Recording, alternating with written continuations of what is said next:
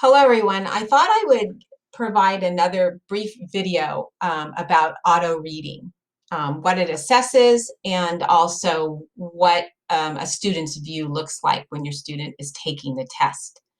I'm here in FastBridge. I just wanted to show you I'm under the Training and Resources tab.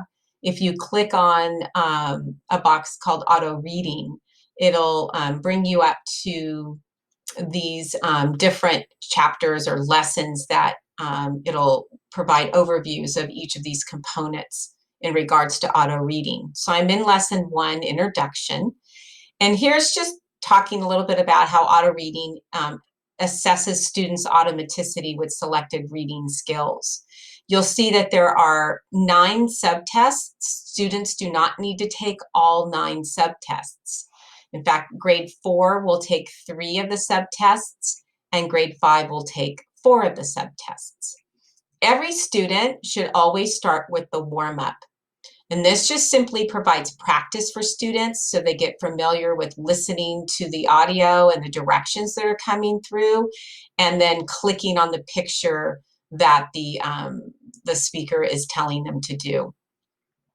Usually these are the letter names and sounds are for the primary grades, but in grade 4, you're taking word encoding, word identification, and vocabulary.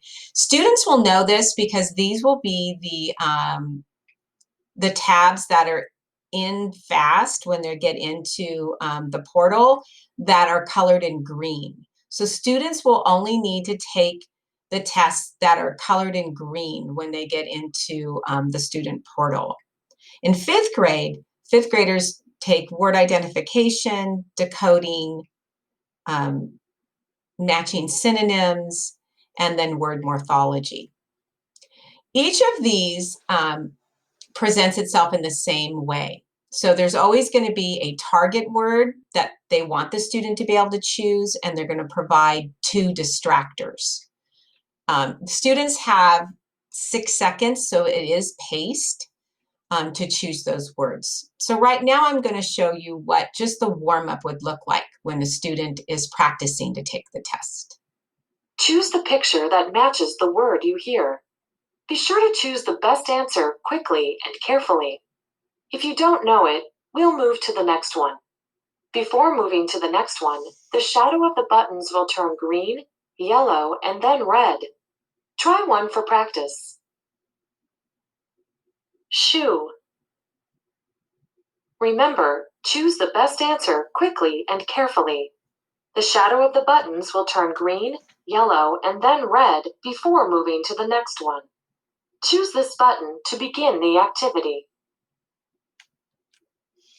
So as I stated earlier, students should always start with the warm-up. It actually gives them anywhere from 5 to 10 practice sessions so that they become really familiar with just listening to the directions and then choosing the appropriate answer.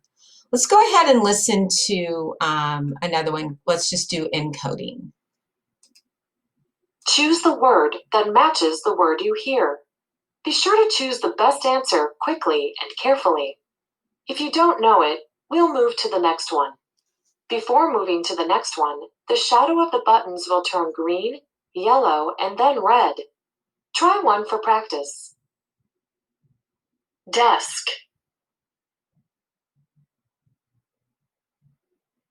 Remember, choose the best answer quickly and carefully. The shadow of the buttons will turn green, yellow, and then red before moving to the next one. Choose this button to begin the activity. And so because the test is paced, it takes approximately between 15 and 20 minutes for the students to complete the entire test.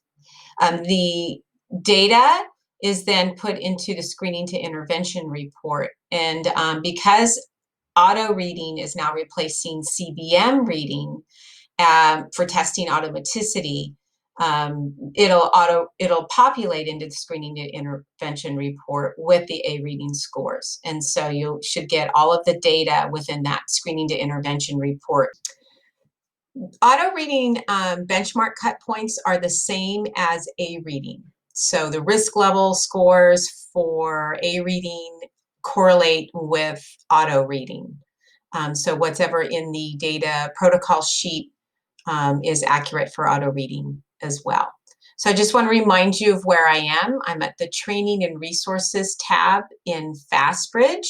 So if you have any additional questions or just want to learn a little more about auto reading, you can check out the resources here. Thank you.